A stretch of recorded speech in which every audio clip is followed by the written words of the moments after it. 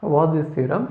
In a determinant, the sum of the products of the elements of any row or column with the cofactors of the corresponding elements of any row or column is 0.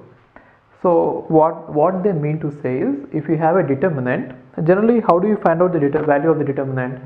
We take the one row and we take the element of each element, every element of the row, and then we multiply with the cofactor of the corresponding element, right? But here they are saying that if you take the element but then multiply with the corresponding cofactor of the other one, right? So okay, I'll just show you what it means.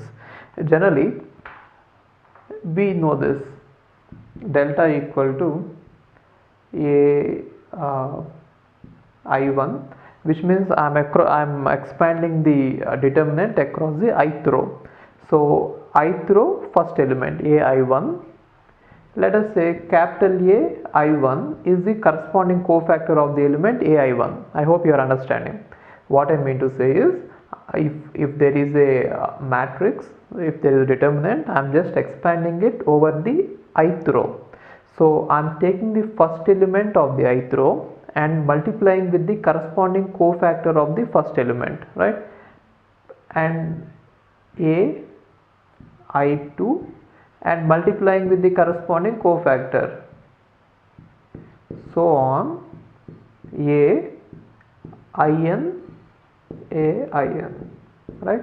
So now if you observe this is how we get the determinant, multiplying every element with its corresponding cofactor, right?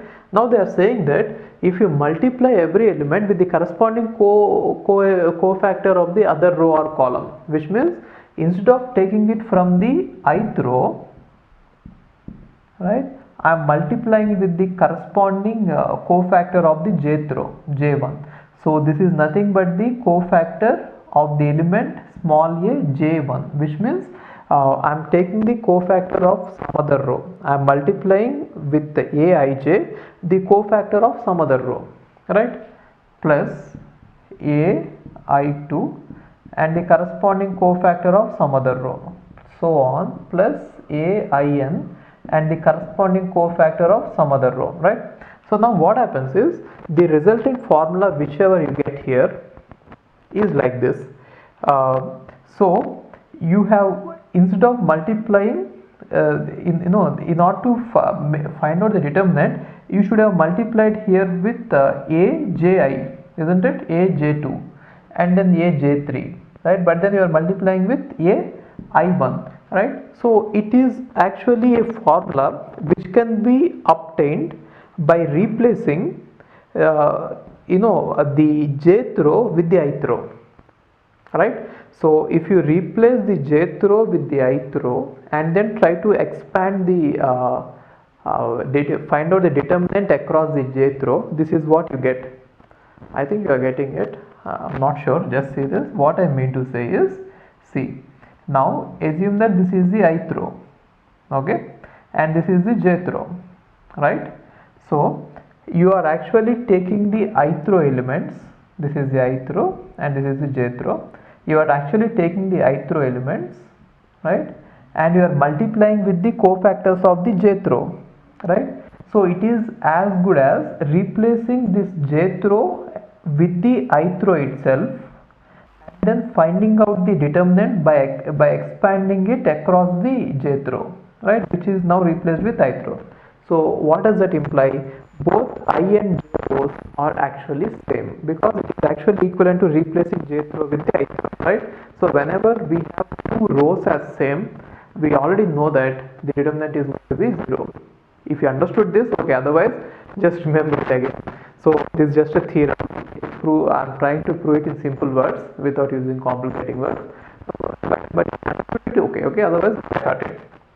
So what I mean to say is, whenever you multiply the elements of a row with the corresponding cofactors of the different row, elements of the different row, then we get 0, okay. And now the next one is, in a determinant, each element in any row or column consists of sum of two terms, then the determinant can be expressed as sum of the determinants of can be expressed as sum of two determinants of same order. I'll just take an example and explain it. It is very difficult to understand by using those words directly. A example will make it clear. I'll just take an example matrix. So what they are trying to say is, in a determinant, each element in a row or column consists of sum of two terms. So what they mean to say is like this: a1 plus alpha 1, a2 plus alpha 2, a3 plus alpha 3, right? And then b1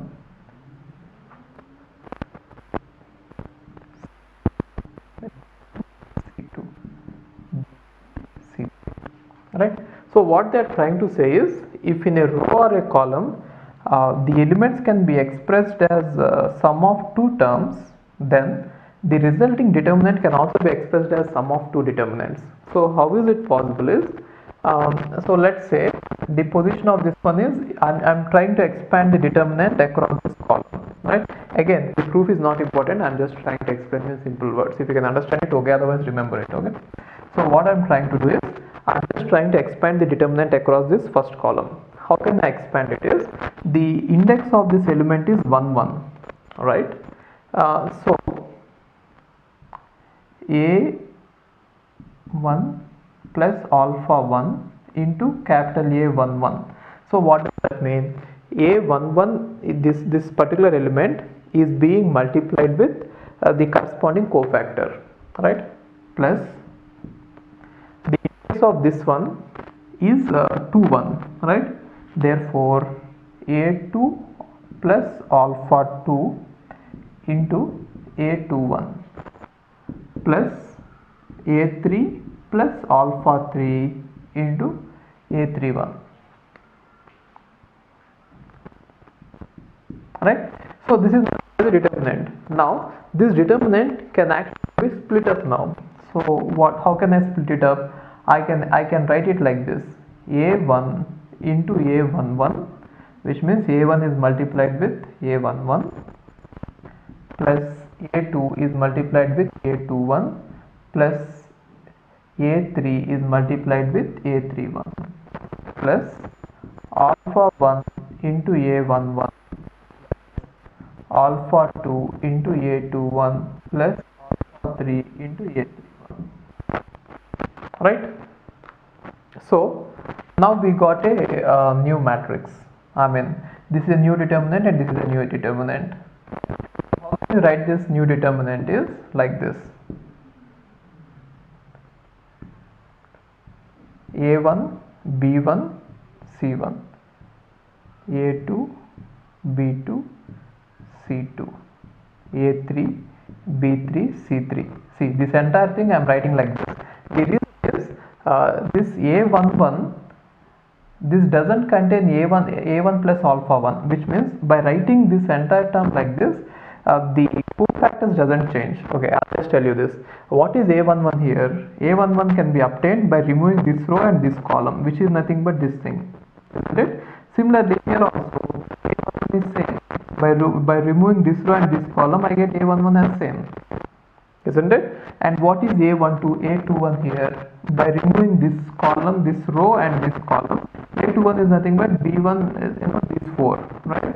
Now here also, if you remove this row and this column, a21 is nothing but these four, right? Therefore the cofactors didn't change, right? Therefore I can write it like this. So this entire term can be represented as this determinant plus, see, this proof is important to understand next proof also, so try to concentrate here.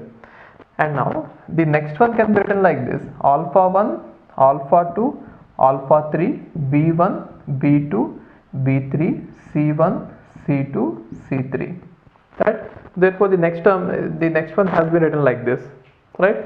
So the original determinant can be written as sum of two determinants, right? So that is what the meaning of it is. So they are saying that in a determinant, if each element in any row or column consists of sum of two terms like this, a1 plus alpha 1, sum of two terms, then the determinant can be expressed as the sum of two determinants of the same order. So now this determinant has been expressed as sum of two determinants of the same order. Why is it important? I'll tell you later. Okay. So this result is used in many theorems and many problems later also. So let's see the next one. If to the elements of the row or a column of a determinant are added m times the corresponding elements of another row or column, the value of the determinant obtained is equal to the value of the original determinant.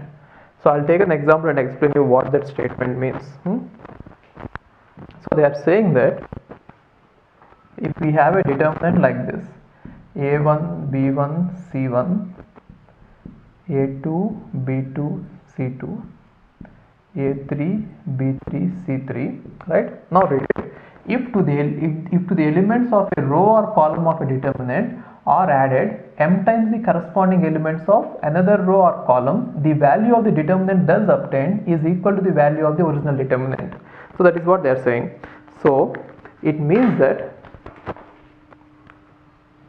they are saying that if you take any row or column and you multiply it with a constant and then add them to one of the rows or columns, then whatever you get, the determinant is going to be same. So they are saying this. What they mean is this one: a1, a2, a3, b1, b2, b3, c1, c2, c3. They are saying that if to the elements of a row or a column we add m times the elements of the other row or a column, which means to this column if I take m times the values of this column and add it, right?